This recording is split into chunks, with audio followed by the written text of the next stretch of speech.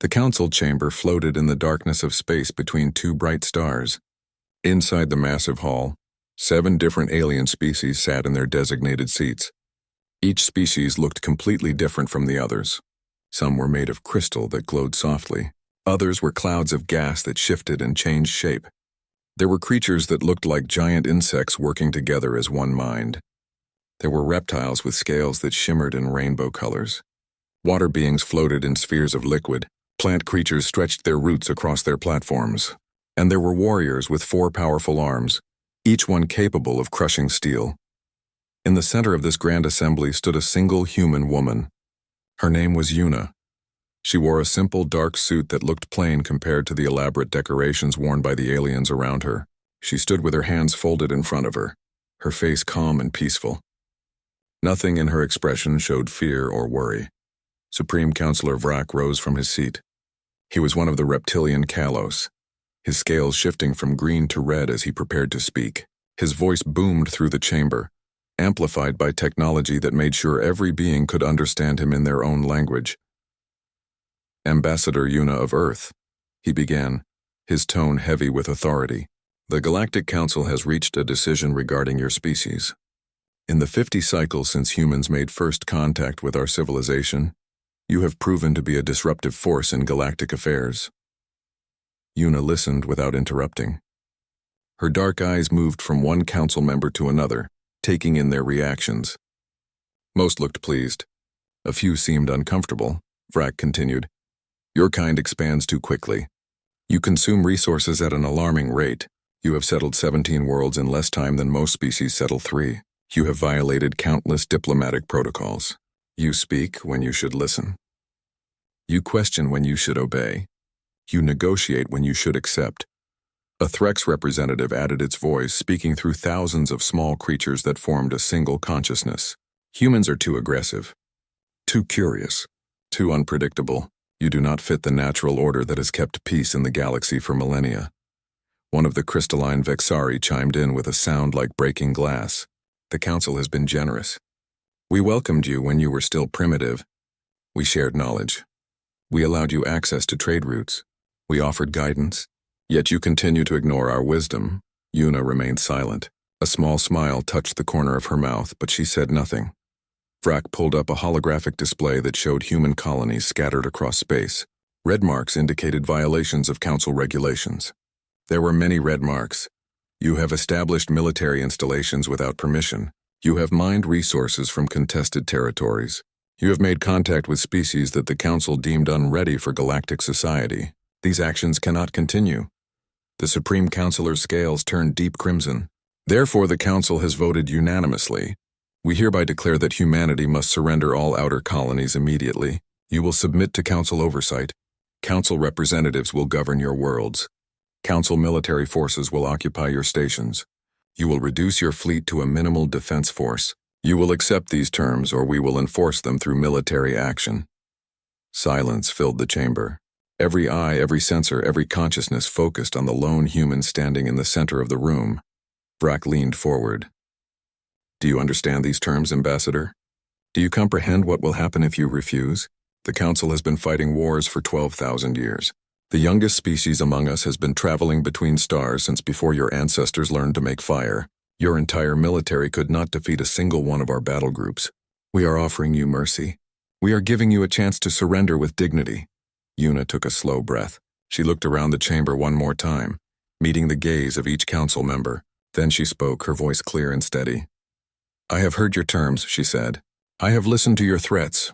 I understand that you have decided to declare war on humanity unless we surrender our freedom, our colonies, and our right to determine our own future. Yes, Vrak said. Those are precisely the terms. What is your answer? Yuna's smile grew slightly wider. She clasped her hands behind her back and stood even straighter.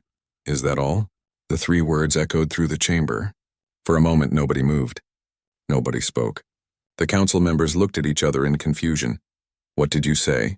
Vrak demanded, I asked. Yuna repeated slowly. Is that all? Is that the best threat you can make? Surrender or face your mighty fleets.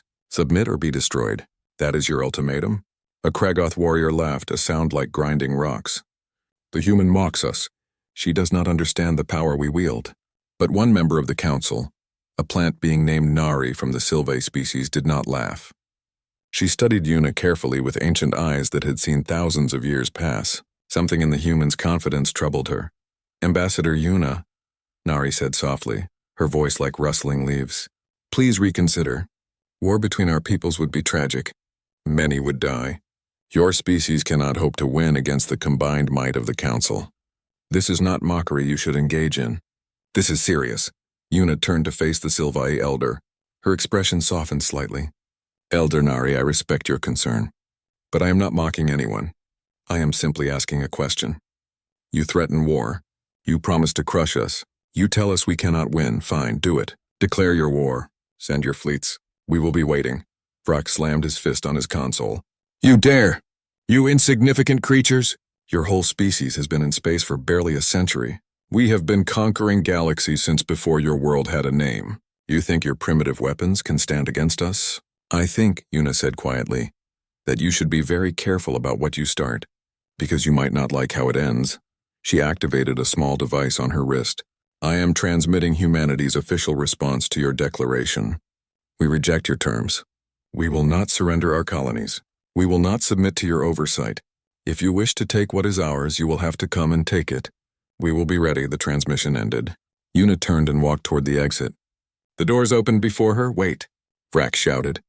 "You cannot simply leave. We are not finished." Yuna paused at the doorway and looked back over her shoulder.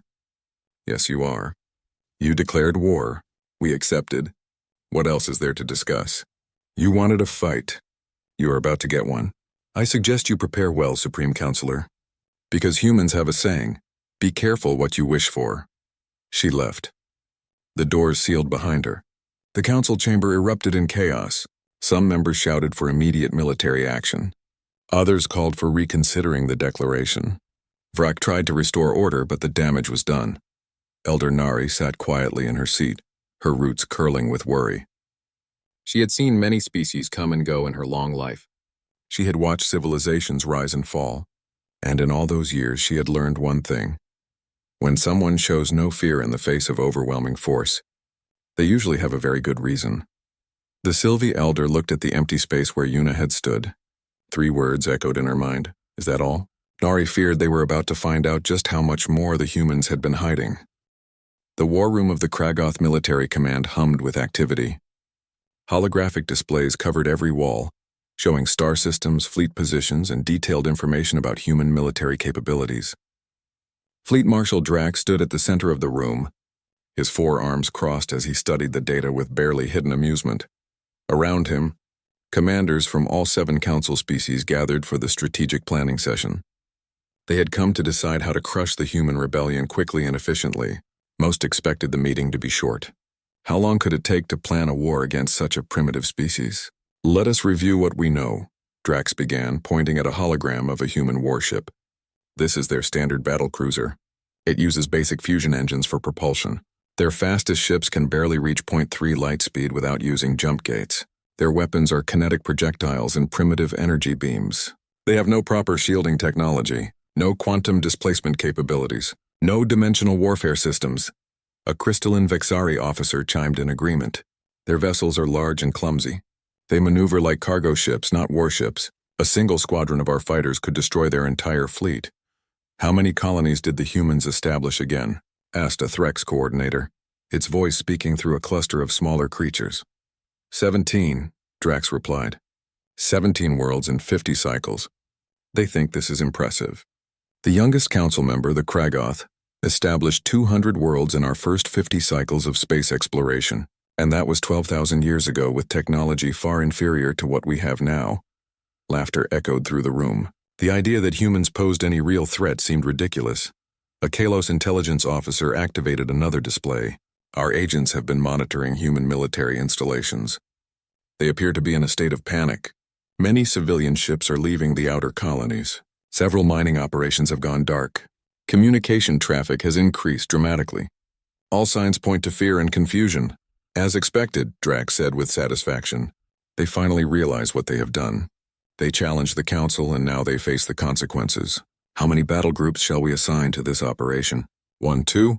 I recommend 5, suggested a cautious Dreen commander, its watery form rippling with thought. Better to overwhelm them quickly than risk prolonging the conflict. Drax waved one of his massive hands dismissively. 5 battle groups to conquer 17 primitive colonies. That is excessive. We shall assign 3. 1 for the outer colonies, 1 for the mid-range settlements, and 1 to blockade Earth itself. The war will be over in less than a month.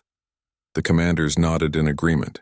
3 battle groups meant over 800 warships, supported by thousands of fighters and support craft. Against human forces that numbered maybe 200 vessels at most, it was overwhelming force. There is one thing that puzzles me, said a quiet voice. Everyone turned to look at a Sylve officer named Bora. The plant being's leaves rustled with concern. The human ambassador showed no fear. She seemed almost eager for war. Does this not strike anyone as strange? Drax snorted. It is called bravado. Humans are emotional creatures. They display courage even when they should display sense. It means nothing. Perhaps, Bora said softly. But the Sylve officer did not look convinced. While the Council planned their attack, something very different was happening across human space. On Earth, in the military command center buried deep beneath the surface, Admiral Jiho stood before his own set of holographic displays. Unlike the Council's mocking assessment, these displays told a different story. Jiho was a tall man with gray hair and sharp eyes that missed nothing. He had spent 40 years in the military, rising through the ranks not by politics but by being very good at his job. And his job right now was to prepare humanity for a war that most people thought they could not win. Status report, he said calmly. A junior officer named Taeyang stepped forward with a tablet. Sir, all Ghost Storm protocols are active. The civilian ships have reached their designated positions. Mining operations have activated hidden defensive systems. All 17 colonies report ready status. What about Dr. Hana's project? The quantum displacement weapons passed final testing yesterday, Taeyang replied. All ships have been retrofitted. The Council has no idea what they are about to face. Jiho allowed himself a small smile. Good, what about intelligence? Are they still underestimating us? Completely, sir. Their reports describe our fleet as primitive and slow. They believe we use kinetic weapons exclusively. They think we have no advanced shielding. They are planning to send only 3 battle groups. Only 3, Jiho repeated. They are arrogant. That is good. Arrogance makes people careless. He turned to face his command staff. 20 officers stood at attention, each one a specialist in their field. These were not politicians or bureaucrats. These were warriors who had trained for this moment. Listen carefully, Jiho said. In a few days, maybe weeks, the Council will attack. They expect us to defend our colonies like frightened children. They expect us to hide behind our walls and hope they show mercy. They are wrong on both counts. He pulled up a tactical map showing all of human space and the surrounding Council territories. We have spent 50 years studying them. We know their tactics. We know their weaknesses. We know which species coordinates well together, and which ones barely tolerate each other. We know that the Vexari ships are vulnerable to resonance weapons. We know that the Threx hive mind can be disrupted by targeted electromagnetic pulses. We know that Kragoth warriors value honor over strategy. Jiho's voice grew harder. They think we are primitive because we showed them primitive technology. They think we are weak because we acted weak. They think we are afraid because that is what we wanted them to think. Every diplomatic mission, every trade agreement, every cultural exchange was intelligence gathering. We learned everything about them while they learned nothing about us. One officer raised her hand. Her name was Sora, a ship captain known for her aggressive tactics. Sir, when do we stop pretending and start fighting? Soon, Jiho promised. Let them make the first move. Let them attack what they think are defenseless colonies. Let them believe they are winning. Then we show them what humans really are. Across the room, Dr. Hana stood quietly in the corner. She was a small woman with tired eyes and hands stained with chemical marks. She had spent 10 years developing the weapons that would change this war. Quantum displacement torpedoes that could phase through shields. Resonance cannons tuned to specific molecular structures. Electromagnetic pulse generators designed to disrupt hive mind communications. All of it hidden, all of it secret, all of it ready. Doctor, Jiho called to her, are you confident in your technology? Hana nodded slowly. The physics are solid. The tests were successful. But Admiral, these weapons were designed to kill. Once we use them, there is no going back.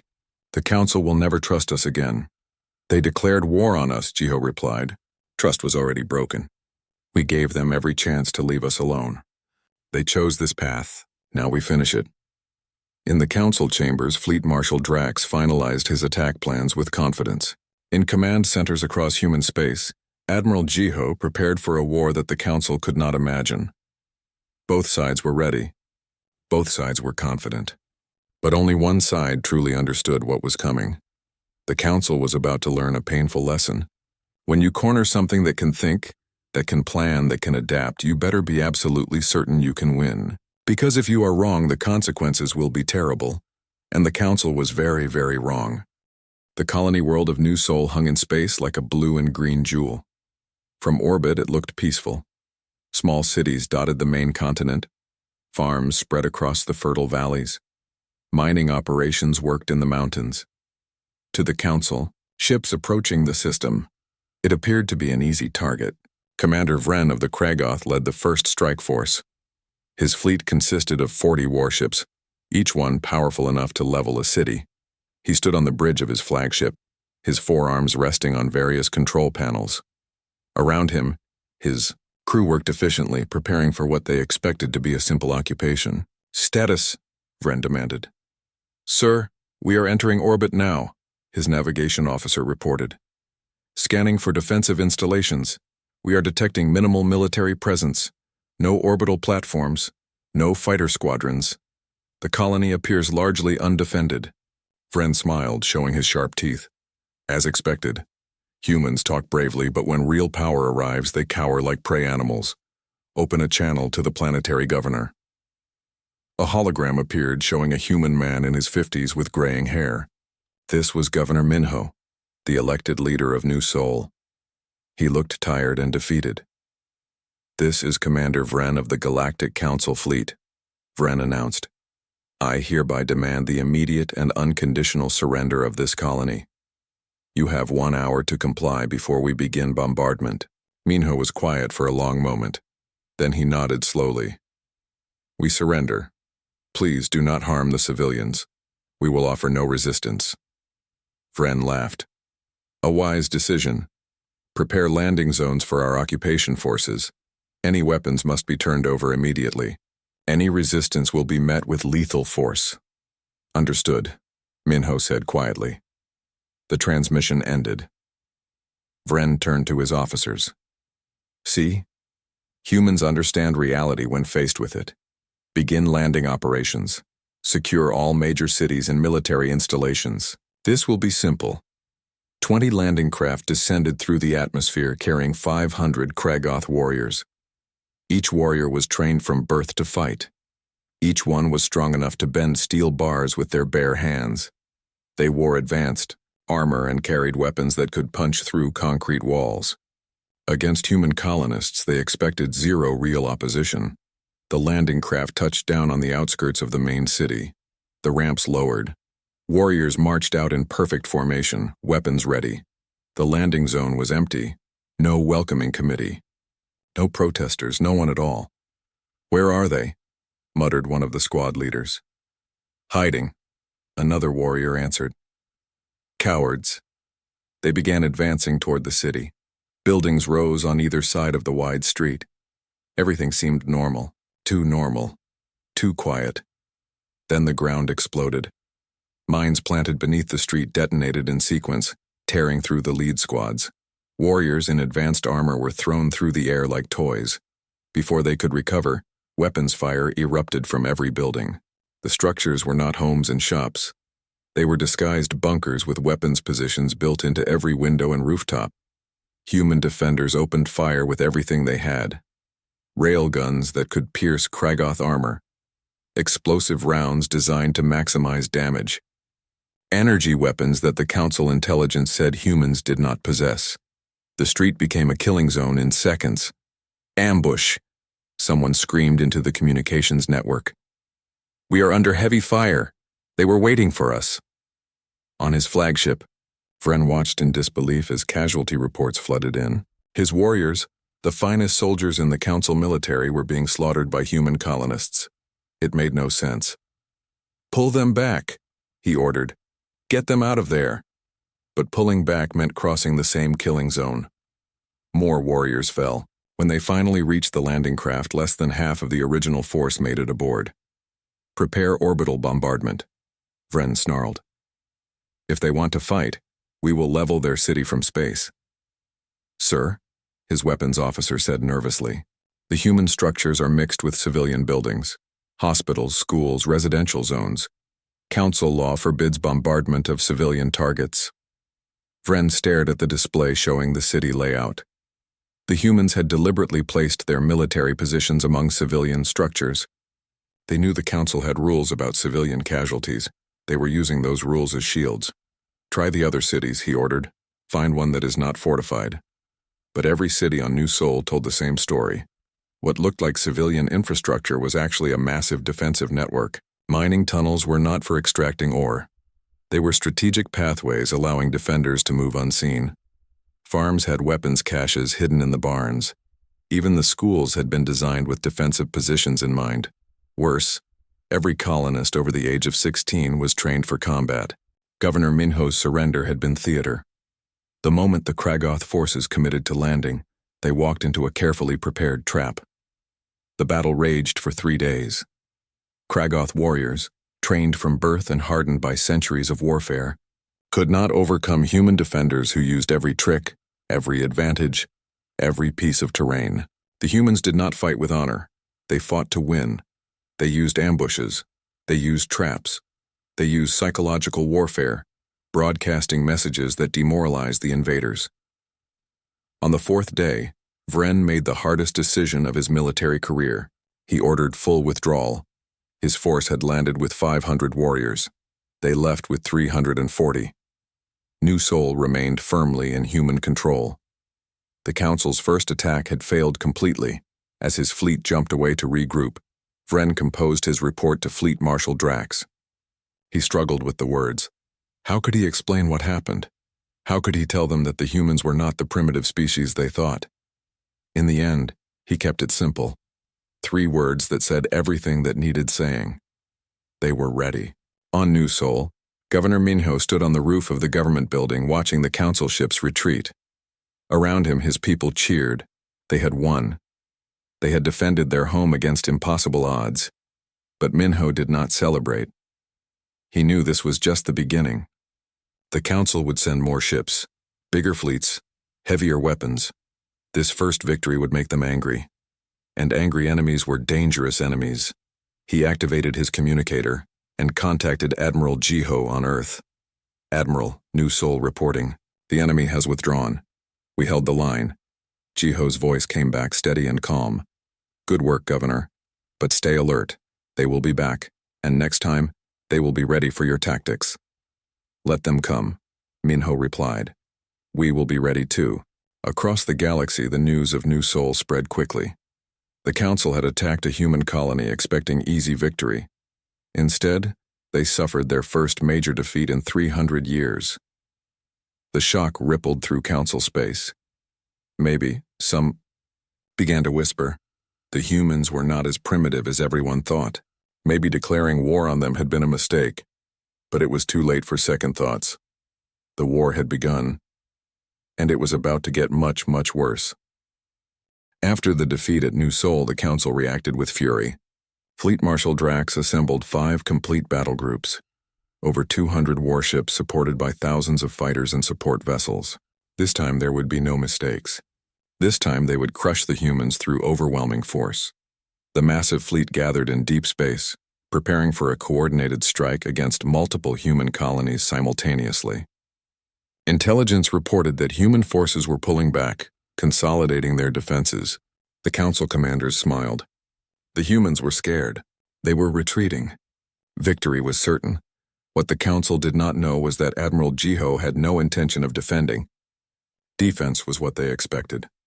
Defense was what they prepared for.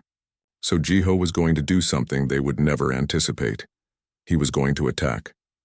Captain Sora stood on the bridge of the strike carrier Sol, her hand steady on the command console despite the tension in the air. Around her, the crew worked quietly, each person focused on their task. They knew what was coming. They had trained for this moment for years. "All ships report ready. her tactical officer announced. Quantum displacement drives are charged and standing by. Sora nodded. Admiral Jiho sends his regards to the Council. Let us show them what humans can really do. All ships execute jump on my mark. She counted down slowly. 3, 2, 1 mark. Space twisted. Reality bent.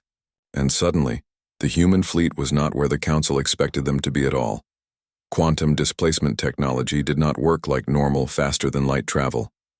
Normal FTL required ships to jump from point to point in predictable patterns. Quantum displacement allowed ships to appear anywhere, anytime with no warning. And right now, 40 human warships materialized inside the Council's defensive perimeter, right in the middle of their assembled fleet. Chaos erupted instantly. Council ships that had been in formation for an attack suddenly found enemy vessels among them. Alarms blared. Commanders shouted orders. But the humans were already moving. Fire, Sora commanded. The Soul's weapons opened up on a crystalline Vexari cruiser. But these were not the primitive kinetic weapons that Council intelligence reported. These were Dr. Hana's quantum displacement torpedoes. They phased through the Vexari's energy shields as if the shields did not exist at all, materializing inside the enemy hull before detonating. The Vexari ship exploded from within, crystal shards spinning through space in a beautiful but deadly display. One shot, one kill. The Council had never seen anything like it. Across the battlefield, human ships engaged targets with devastating efficiency. The weapons they used had been designed specifically to counter each Council species. Resonance cannons tuned to the molecular frequency of Vexari crystal, causing their ships to literally shake themselves apart. Electromagnetic pulse generators that disrupted Threx hive mind communications. Thermal weapons that boiled the water in Dreen life support spheres. Every weakness the Council species had, the humans had studied and weaponized. 50 years of diplomatic missions, 50 years of cultural exchanges, 50 years of seemingly friendly interaction. All of it had been intelligence gathering. Fleet Marshal Drax watched his perfectly organized formation collapse into confusion. "How are they doing this?" he roared. Where did they get this technology? His tactical officer had no answer. The human vessels moved faster than anything in the Council fleet. They coordinated perfectly. Their weapons ignored conventional defenses. And worst of all, they seemed to know exactly where to hit for maximum damage. "Sir, we are losing ships faster than we can respond," an officer reported. "The Vexari contingent is down to 60% strength. The Threx fleet is in complete disarray. Their hive mind network has been compromised." On the human side, Major Yunji worked frantically at her cyber warfare station. Her team had successfully injected viral code into the Threx communication network. Individual Threx ships suddenly cut off from their collective consciousness panicked and began firing wildly. Some hit other Council vessels by mistake. "Target their command ships," Yunji ordered her team. "Break their coordination. Make them fight as individuals, not as a united force." Her fingers danced across holographic keyboards, launching digital attacks alongside the physical weapons. The Council had never faced an enemy that fought on multiple dimensions simultaneously. Physical weapons, cyber warfare, psychological operations, all happening at once. All coordinated perfectly. Captain Sora's squadron focused on the crystalline Vexari fleet. The Soul led a formation of 6 human destroyers against 12 Vexari cruisers. On paper, the Vexari should have won easily.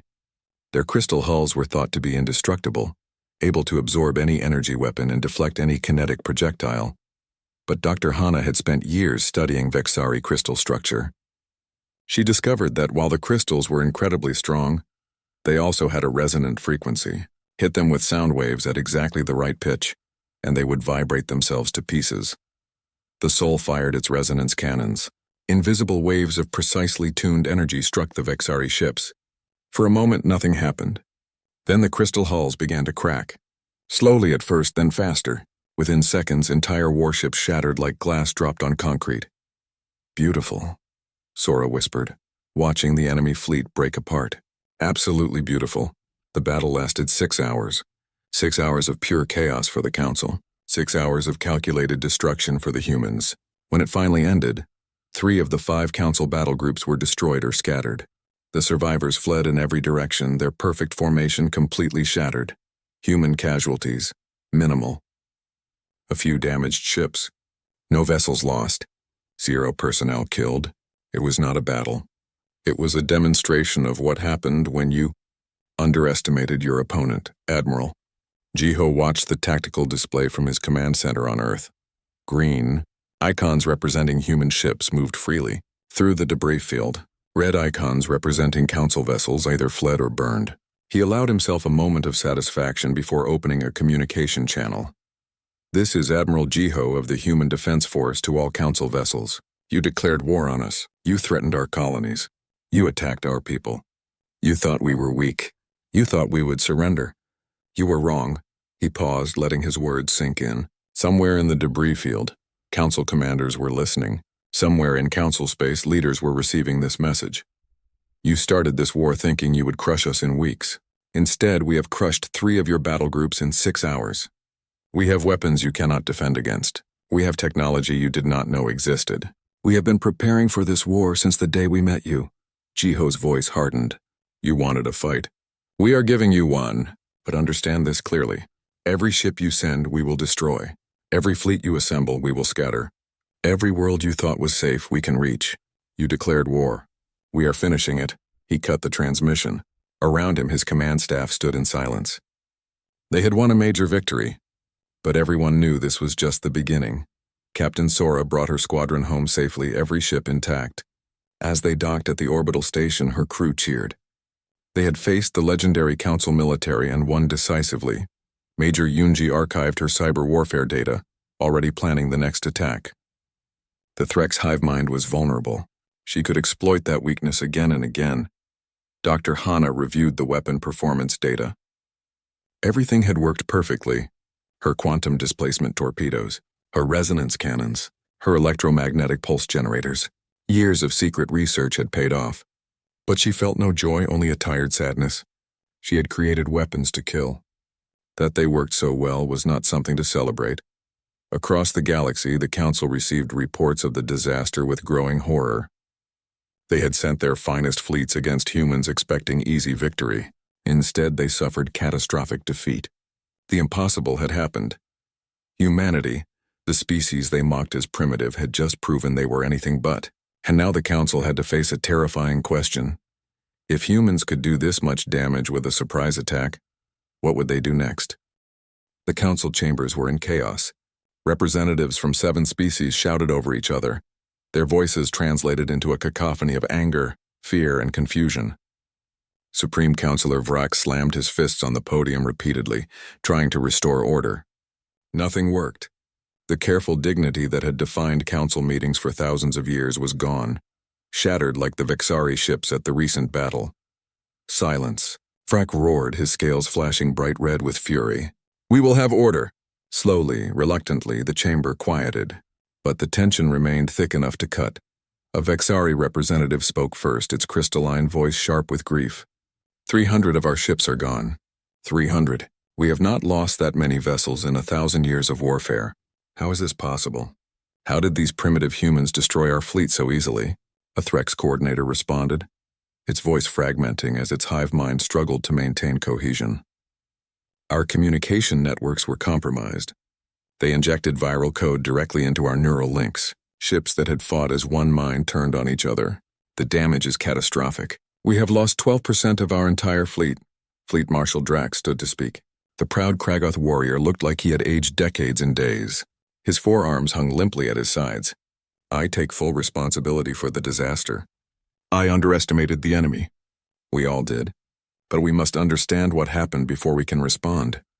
He activated a holographic display showing the recent battle. The humans did not use the technology we expected. Their ships moved using quantum displacement, a theoretical technology that our best scientists said was impossible. Their weapons phased through our shields. They knew exactly where to hit each species for maximum damage. This was not luck. This was preparation. But how? Demanded a Kalos representative. How could they prepare so well? We have been observing them for 50 cycles. Our intelligence report said they were primitive. The intelligence director, a nervous dreen floating in his water sphere, drifted forward reluctantly. I have reviewed all data from the past 50 cycles, and I have discovered something disturbing. The humans showed us exactly what we wanted to see. Silence fell over the chamber. The director continued. Every diplomatic mission, every trade negotiation, every cultural exchange, The humans presented themselves as less advanced than they actually were. They showed us slow ships while developing fast ones in secret. They displayed basic weapons while building quantum displacement torpedoes hidden from our sensors. They acted confused by our technology while studying every detail of our defenses. You are saying they deceived us deliberately? Frack asked quietly. Yes, Supreme Counselor. For 50 years, humanity played weak. They let us believe we were superior. They learned everything about us while revealing nothing about themselves. When we finally declared war, they were ready. More than ready. They were waiting for us. Before anyone could respond, a holographic image appeared in the center of the chamber. It was Ambassador Yuna, the human diplomat who had stood here months ago and asked 3 simple words that now haunted them all. Is that all, members of the council? Yuna said calmly, her voice carrying the same steady confidence as before. I am transmitting from Earth. I believe we need to talk. You dare show your face here? Frack snarled. After what your kind has done? Yuna smiled slightly. After what we have done? Supreme Counselor, you declared war on us. You attacked our colonies. You threatened to destroy our civilization. We simply responded. And now you are angry because we responded effectively?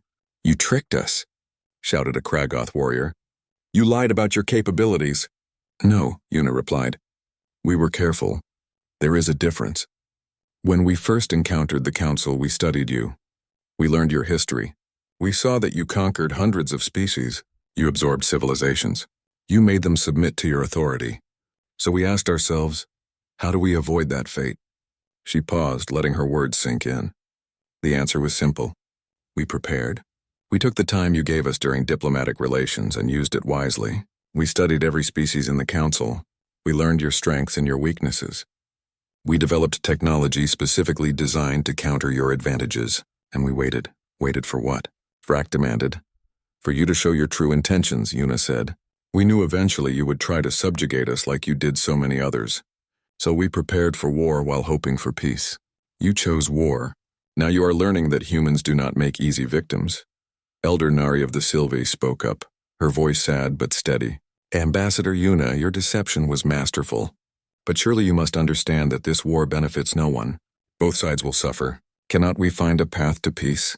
Yuna's expression softened when she looked at the Sylve elder. Elder Nari, you alone argued against this war from the beginning. You saw the danger when others saw only opportunity. I respect you greatly. Yes, we can find peace, but the terms will be different now. Different how? Frack asked suspiciously. The Council as it exists must end. Yuna stated flatly. You cannot be trusted with absolute power. You have abused it too many times. But we do not seek to destroy you.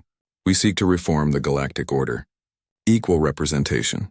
Democratic decision-making. No more conquering younger species. No more forced submission. Several representatives began shouting at once. Frack's scales turned almost black with rage. You demand that we dismantle thousands of years of tradition? That we surrender our authority? Never. Then the war continues, Yuna said simply. And it will not go well for you. Let me be very clear about something. What you saw at the recent battle, that was us being gentle. We destroyed your fleets without targeting your homeworlds. We disabled your ships instead of annihilating them. We showed restraint. If you force us to escalate, we will. We have weapons you have not seen yet. Capabilities that would terrify you. We infiltrated your most secure networks 50 years ago. We have access to systems you think are protected. Your ancient void reavers that you keep sealed away. We control them now. If you activate those weapons, they will turn on you, not us. Shock rippled through the chamber. The void reavers were the Council's ultimate weapon. Ancient automated warships so powerful they had been locked away for millennia. The idea that humans had compromised them was almost impossible to believe. You are lying, Frack said, but his voice lacked conviction. Yuna transmitted a data packet. Check for yourselves. I just sent activation codes that only your highest commanders should know. We have been inside your systems since first contact. While you thought you were observing us, we were observing you. Frack's scales went pale. He looked at his security chief, who rapidly verified the codes. The security chief's expression confirmed the worst. The codes were genuine. Humans had penetrated their deepest secrets. How long? Frack asked quietly. How long have you been inside our systems? Yuna smiled. Since first contact. The very first day we met you, we began infiltrating your networks. Every diplomatic vessel that docked at your stations left behind surveillance programs. Every trade agreement included hidden data collection protocols. Every cultural exchange was an opportunity to learn your secrets. You welcomed us into your civilization. We used that access wisely. The chamber sat in stunned silence. The greatest intelligence failure in council history had just been revealed. For 50 years, they had believed themselves the observers, the superior civilization studying primitive humans. The truth was exactly opposite. Elder Nari spoke again, her voice tired. What do you want, Ambassador Yuna? What would peace look like? Reform, Yuna replied. The council disbands. A new galactic assembly forms with equal representation for all species, including humans. Democratic governance. Protection for younger civilizations. Technology sharing. Mutual defense pacts. We can build something better together. But only if you choose peace over pride. She looked directly at Vrak. You have a choice, Supreme Counselor. End this war now on fair terms, or continue fighting and lose everything. We do not want to destroy you, but we will if we must. The question is, can you accept that humans are not your subjects? Can you accept us as equals? The hologram faded. Yuna was gone. But her words remained, hanging in the air like smoke after a fire. The council had a decision to make. Pride or survival, war or peace. The future of galactic civilization balanced on what they chose next.